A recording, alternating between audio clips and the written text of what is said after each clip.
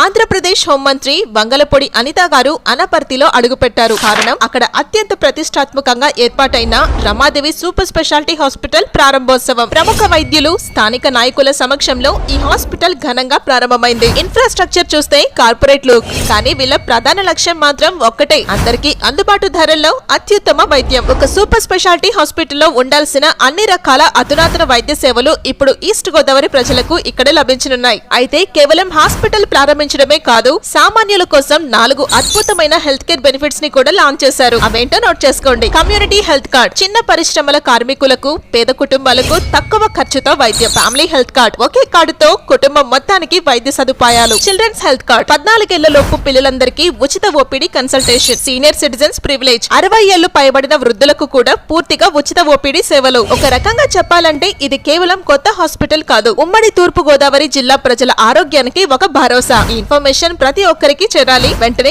ఈ వీడియోని మీ friends and family group లో షేర్ చేయండి. అలానే అవర్ మండపేట పేజ్ ని ఫాలో చేసేయండి.